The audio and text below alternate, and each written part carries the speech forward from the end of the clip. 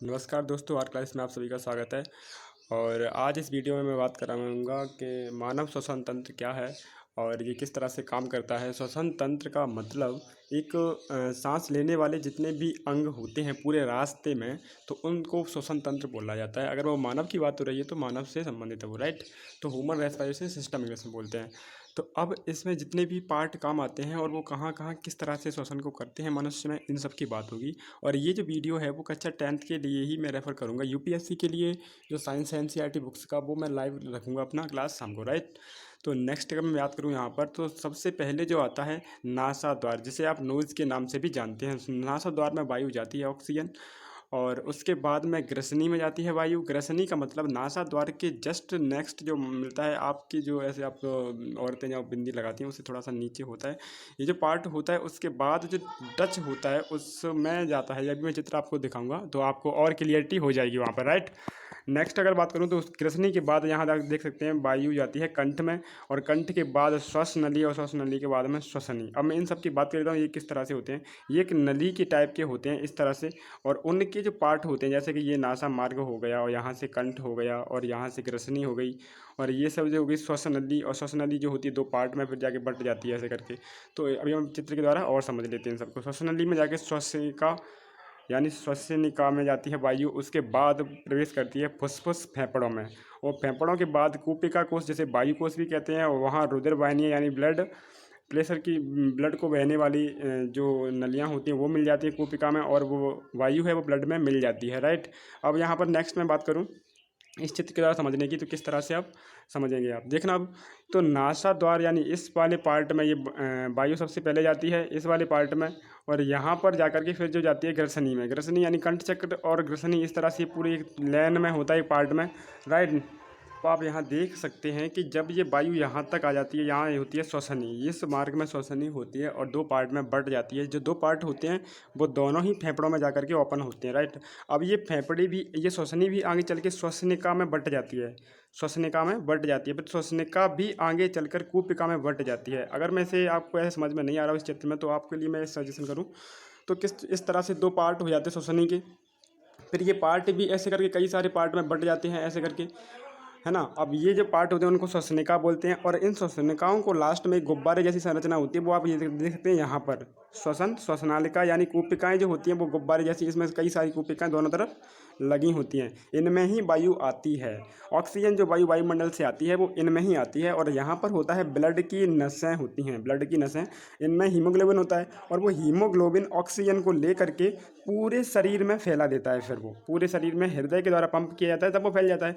अब ये ऑक्सीजन को बाहर छोड़ने के, अब ये शरीर क्या होता है वापस में फिर करता है कार्बन डाइऑक्साइड का रेफर करता है, यानी बाद में छोड़ देता है वो सारी कोशिकाएं। तो सभी कोशिकाएं फिर इन कूपिकाओं में ही क्या भर देती हैं, कार्बन डाइऑक्साइड को। तो फिर ये डायफ्राम जो होता है नीचे वाला पार्ट, जो मध्य पार्ट जो बोलते हैं डायफ्राम, तो वो क्या होता है फिर जब सांस को ऊपर लेते हम खींचते हैं सांस को अंदर, तब ये डायफ्राम नीचे की ओर चला जाता है, कुछ इस तरह से नीचे की ओर चला जाता है ये डायफ्राम। और ये डायफ्राम जब हम सांस को छोड़ते हैं तो ये ही धक्का देता है डायफ्राम, जिससे वो सांस बाहर हो जाती है। और सांस को जब नीचे खींचते हैं तो सांस के अंदर डायफ्राम नीचे की ओर आता है, और जब सांस को बाहर छोड़ते हैं तो डायफ्राम ऊपर की ओर हो जाता है, जिससे वो सांस बाहर निकल जाती है। अब कार्बन डाइऑक्साइड को शरीर से बाहर निकलता है और ऑक्सीजन को ग्रहण करता रहता है ये शरीर, तो अपने आप चलता रहता है सिस्टम। लेकिन ब्लड का और ये इसमें हार्ट का बीच में रोल होता है मिलाने का, है ना, पंपिंग करने का और शरीर में ब्लड को पहुंचाने का। तो ऑक्सीजन है वो ब्लड के थ्रू पहुंचती है, और जो हीमोग्लोबिन है, हीमोग्लोबिन जो है वो क्या करता है, ऑक्सीजन और CO2 का वहन करता है ना। वो कूपिकाओं के अंदर होता है। यहाँ पर कभी कभी क्या होता है कि अपन जैसे धूम्रपान करते हैं उसका भी वो वहन कर देता है, राइट। अब नेक्स्ट मैं बात करूँ तो यहाँ पर ये फुसफुस जो है वो, यहाँ पर ये फुसफुस के अंदर जो होती हैं वो कूपिकाएँ होती हैं, ये बात क्लियर है। और ये जो होती हैं उसके बाहर जो होती हैं वो पसलियाँ लगी हुई होती हैं। तो आपको ये बात क्लियर हुई कि मानव का श्वसन तंत्र किस तरह से काम करता है। मतलब यहाँ तक जब तक श्वसनी तक वायु नहीं आती तब तक वो सीधी चली जाती है, नासाद्वार कंठ से ऐसे करके श्वसन ली आ जाती है। बस श्वसनी में जो वायु आती है वहाँ से दो भाग में बट जाती है, और दो भाग में बटने के बाद श्वसनली से फिर चलती है वो कूपिकाओं में ऐसे करके, यहाँ फुसफुस में, फुसफुस के अंदर कूपिकाओं में चल जाती है। और कूपिकाएँ गुब्बारे जैसी संरचना होती है, वो फूलती और सिकुड़ती रहती हैं, राइट। अब मैं नेक्स्ट में बात करूँ रखती हैं उनसे हार्ट जो होता है वो जुड़ा हुआ होता है। तो कोशिकाओं में ही वो हीमोग्लोबिन यानी खून को पंप करता रहता है, आता रहता है, जाता रहता है। और वो नसें जो होती हैं यहाँ धमनी और शिराएँ जो होती हैं वो वहाँ से फिर उसमें अशुद्ध रक्त चला जाता है और शुद्ध रक्त को वो पंप कर देता है फेफड़े इधर से इधर। अब इस पर बात हो चुकी है श्वसन तंत्र पर, तो अब हम बात कर लेते हैं किसकी, नेक्स्ट हार्ट पर चले जाते हैं। और यहाँ पर अगला जो टाइप है वो है कि हार्ट के लिए बढ़ते हैं आगे, ठीक है ना, बहुत 5 मिनट काफ़ी है। क्रिया किस तरह से होती है अब इसको भी समझना जरूरी है हमारे लिए, राइट। वैसे मैंने समझा दिया है कि ऊपर नीचे वो डायफ्राम करता रहता है, कार्बन डाइऑक्साइड को हम छोड़ते रहते हैं, ऑक्सीजन को ग्रहण करते रहते हैं, ये तो नॉर्मल सी बात है। लेकिन मैं यहाँ पर कक्षा 10th के लिए ही वीडियो रेफर कर रहा हूँ, यूपीएससी वाली क्लास होगी, उसमें सारा डाटा होगा, उसमें कक्षा 10th वाले बच्चे भी देखेंगे तो अच्छा समझ में आएगा उनको भी, राइट। ये क्वेश्चन आंसर है उनके लिए, कई बार पेपर में पूछे जाते हैं, इसलिए मैं इतना ही मटेरियल लेके आया हूँ उसमें। तो मानव श्वसन क्रिया है वो किस तरह से काम करती है। अब अंतः श्वसन होता है, एक श्वास वसन होता है। अब इसे समझा, तो अंतः श्वसन के दौरान क्या होता है, बच्चे गुहा फैल जाती है, यानी जो आपका फेफड़ा है वो चौड़ा हो जाता है जब आप सांस को अंदर खींचते हैं तब। और ऐसे यहाँ अपोजिट क्रिया की बात करें जो छोड़ेंगे तो बच्चे को अपने मूल आकार में वापस आ जाती है जब आप सांस को छोड़ देते हैं तब, ऐसे करके। अब दूसरे पॉइंट की बात करें तो पसलियाँ, अंतः श्वसन का मतलब यहाँ इतने से है कि सांस को अंदर जाना, और ये वाला जो पॉइंट है निश्वासन भी बोल सकते हैं इसको, तो सांस का बाहर आना, राइट। दूसरा पॉइंट है पसलियाँ में संलग्न पेशियाँ सिकुड़ती हैं। जब ये आप लेते हैं सांस को अंदर तो पसलियाँ क्या होती हैं, सिकुड़ जाती हैं, इसलिए फेफड़ा फूल जाता है। और यहाँ पर जब लौटती है वायु तो पसलियाँ की पेशियाँ शिथिल हो जाती हैं, यानी वैसी वैसी वापस हो जाती हैं जब वायु निकल आती है बाहर, तब कार्बन डाइऑक्साइड होती है ना। तो अब यहाँ पर बात करें तो वक्ष ऊपर और बाहर की ओर गति करता है, और यहाँ पर वक्ष ऊपर स्थान पर वापस आ जाता है। मतलब ये वायु छोड़ते समय की क्रिया है और ये वायु लेते ग्रहण करते समय की क्रिया है। वक्ष का मतलब होता है एक तरह से डायफ्राम जो है उसकी बात कर रहा है, राइट। तो डायफ्राम ऊपर और बाहर की ओर गति करता रहता है, और डायफ्राम अपने स्थान पर वापस कब आता है, जब उस क्रिया को छोड़ दे, गैस को बाहर निकाल देता है तब। गुहा में वायु का दाब कम हो जाता है और वायु फेफड़ों में भर जाती है। जब जो गुहा होती है उसमें वायु में दाब प्रेशर कम होता है तभी वो वायु फेफड़ों में भरती है। गुहा का मतलब एक नली में, और नली में जब वायु का दाब बढ़ जाता है और वायु कार्बन डाइऑक्साइड यानी फेफड़ों से बाहर आ जाती है, जब वो नली प्रेशर से बढ़ जाती है यानी दाब बढ़ जाता है उसमें, तो क्या होता है, वायु कार्बन डाइऑक्साइड जो फेफड़ों से बाहर आ जाती है। अब इसको यहाँ समझते हैं कि जो क्या पॉइंट थे किसके ऊपर मैंने बात की। तो ये जो है अंतः श्वसन होता है वो सांस द्वारा वायुमंडल से गैस को अंदर खींचना, यही तो मैंने बताया था अभी। और जो श्वास वसन होता है वो फेफड़ों से वायु को गैस के रूप में बाहर निकालना। मतलब हम जो गैस छोड़ते हैं नाक से कार्बन डाइऑक्साइड को, उस क्रिया को बोलते हैं उच्छ्वासन। और जब ग्रहण करते हैं अंदर की ओर बॉडी की ओर तो उसको बोलते हैं अंतःश्वसन। अगर आप इंग्लिश मीडियम से हैं तो इंग्लिश मीडियम के लिए क्लास जो आएगी उसमें आपको और क्लियरिटी होगी सीबीएसई वाले बच्चों को, राइट। स्थानीय, जैसे कि मैंने इस मान के रखा है कि ऐसी कोई शिक्षा नहीं जो इस चैनल पर मिले नहीं, इसलिए इस चैनल को अभी सब्सक्राइब कर लें अगर आप नए हैं तो। स्थलीय जीव क्या करते हैं कि श्वसन के लिए वायुमंडल से ऑक्सीजन का उपयोग करते हैं। ऐसे जो जल में रहते हैं वो जल में घुली हुई ऑक्सीजन को ले लेते हैं, यानी वे जल में विलेय ऑक्सीजन का उपयोग कर लेते हैं, राइट। अब देखते हैं यहाँ की नेक्स्ट जो क्रिया है वो किस तरह से काम करती है, राइट। वीडियो थोड़ा लंबा हो रहा है, हार्ट की बात हो जाएगी कि नहीं पता, चल देखते हैं। कूपिका, एक मिनट।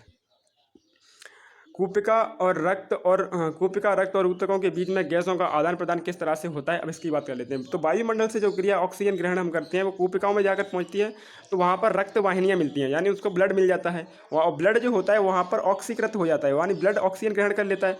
तो फिर क्या होता है कि O2 और आरबीसी में क्या होता है, हीमोग्लोबिन। आपको ब्लड किस तरह से बना होता है इसको भी बता दूंगा। साथ मिलकर के हीमोग्लोबिन ऑक्सीजन, यानी ये जो ऑक्सीजन मिल गया हीमोग्लोबिन को बनाती है।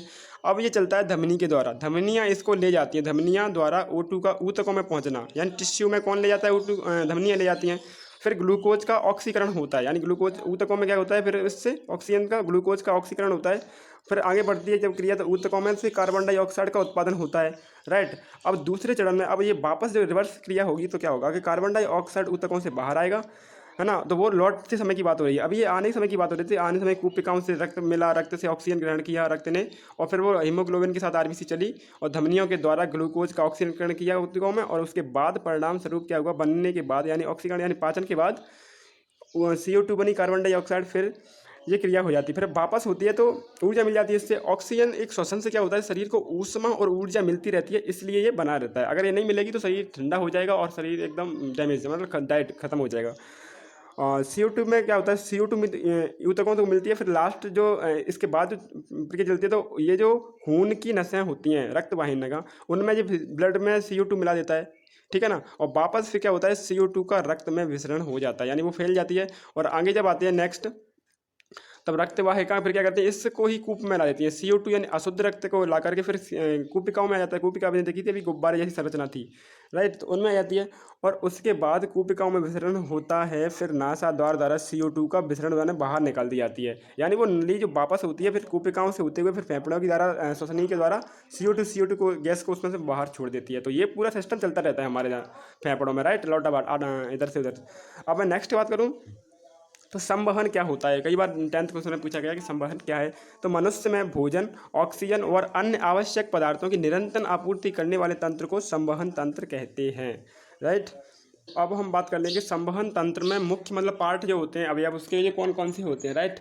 तो संवहन तंत्र के पार्ट की बात करें तो आप देख सकते हैं 3 पार्ट मैंने यहाँ पर बना के रखे हैं। 3 पार्ट होते हैं, एक तो हार्ट होता है, और एक होती है रक्त की धमनी सेनाएँ होती हैं, और वाहन माध्यम रक्त और लसिका होती है।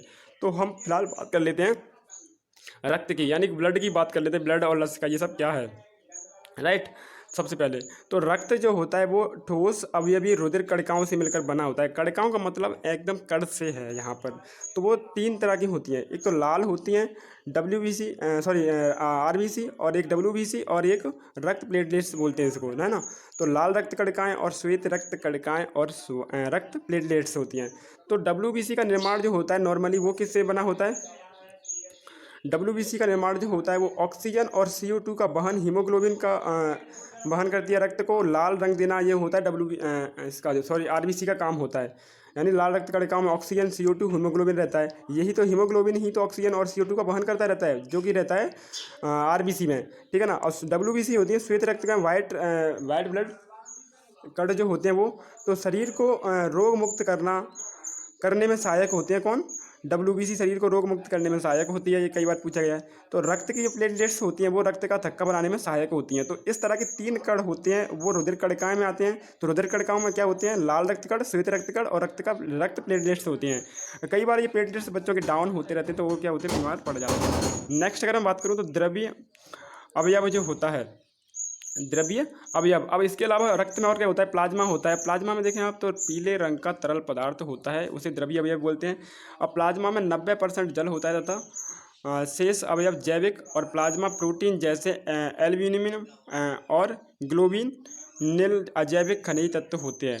यानी कि प्लाज्मा में क्या होता है, 90% जल हो गया, प्रोटीन हो गया और प्लाज्मा होता है ना, अभी शेष प्लाज्मा होता है। तो इन सब से बना होता है रक्त। यानी खून में क्या होता है नॉर्मली, तो मैं बात करूँ यहाँ पर लाल रक्त कण, श्वेत रक्त कण और रक्त प्लेटलेट्स होती है, और जो 10% में ये सब आ जाते हैं।